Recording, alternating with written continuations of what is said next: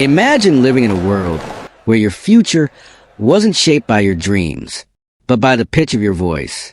A world where the softer you spoke, the more danger you were in, where your beauty, instead protecting you, became the very reason you were hunted, sold, and altered forever. This was the silent horror that echoed through the corridors of the Roman Empire, behind towering columns and marble statues, in the lavish villas of senators and emperors, hidden behind silk curtains and golden goblets, lived a class of slaves whose bodies had been reshaped by force for the pleasure and control of others. They were not warriors sent to the battlefield, nor laborers building Rome's mighty roads. They were eunuchs, boys who were mutilated before their bodies could grow into men.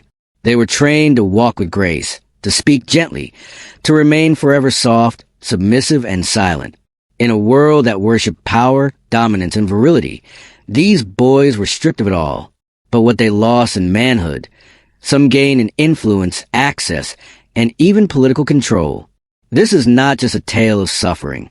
It's a tale of contradictions, of how shattered innocence was turned into currency, a story of pain, survival, and a kind of power that came not from strength, but from the shadows. Ancient Rome thrived on slavery, not as a side element, but as the very foundation of its society. From the bustling marketplaces of the Forum to the quiet vineyards of the countryside, slaves were everywhere. They farmed the field, ground the grain, built the aqueducts, rowed the galleys, cleaned the marble floors, and even fought to the death in the gladiator arenas.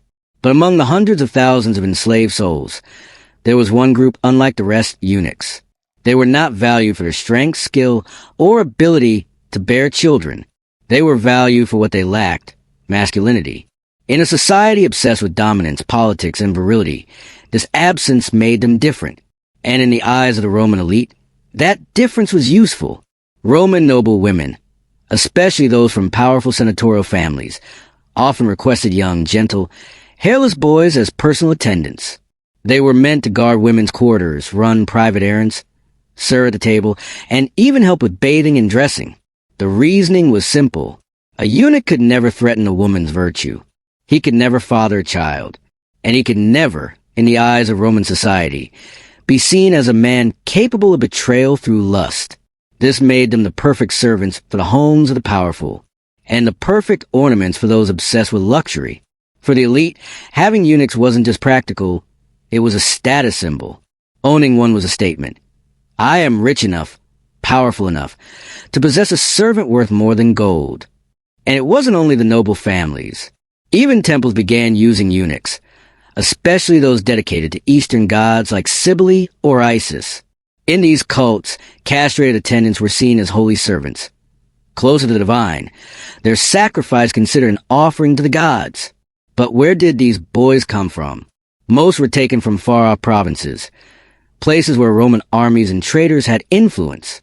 Phrygia, Armenia, Syria, and Egypt became prime hunting grounds.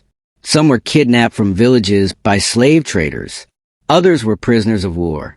And the most tragic cases, some were sold by their own parents, desperate to survive famine or poverty.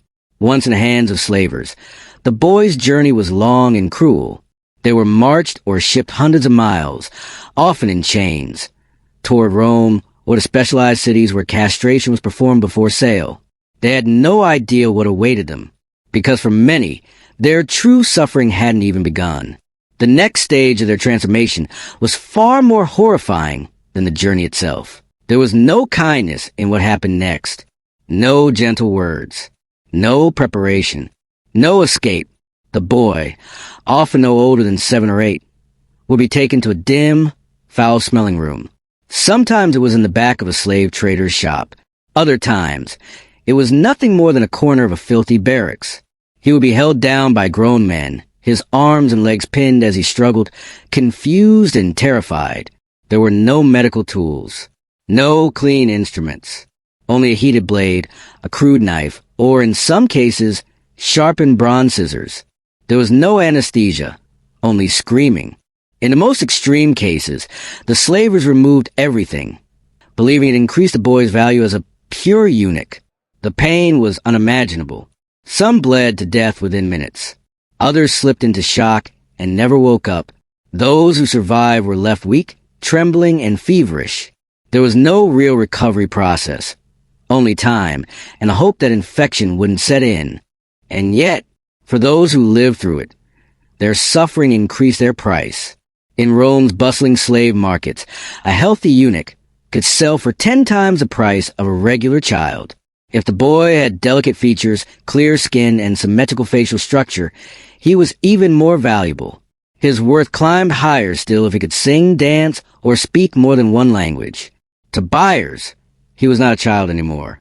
He was an investment, a luxury product.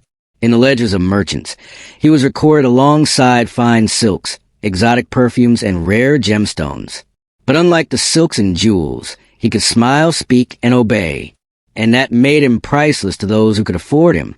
Once sold, a eunuch's life was no longer his own. His body, his voice, his every movement now belonged entirely to the whims of his master or mistress.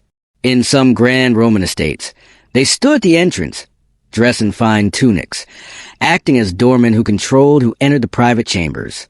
In others, they became chamberlains, managing the household's daily affairs, carrying messages, and safeguarding the most private secrets of the family. The most educated among them became tutors, teaching children to read and write, telling stories from Greek myths, and introducing them to philosophy. But not every task was respectable.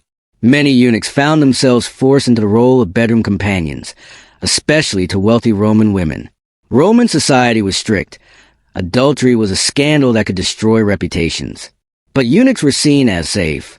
They were not men in the eyes of the law.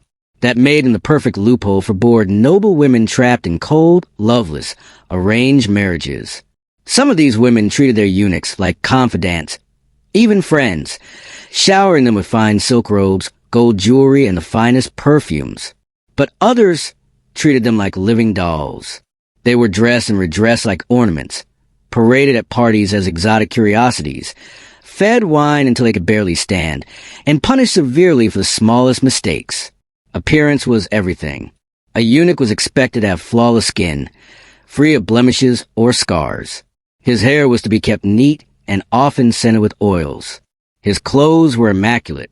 Some were even painted and powdered before serving guests. Their cheeks tended to give a youthful glow. In certain households, eunuchs were trained to walk with delicate steps, to speak softly, and to imitate the grace and poise of noble women. This allowed them to serve in women's quarters without drawing attention from outsiders. But beyond the silk, the perfume, and the gold, there was a grim reality. They had no identity outside their master's home. No family name. No legal rights. No protection. If a eunuch angered his owner, he could be beaten without mercy, sold to another master in a distant province, or even killed outright. The law offered him no shield, because in Rome, he was property, not a person.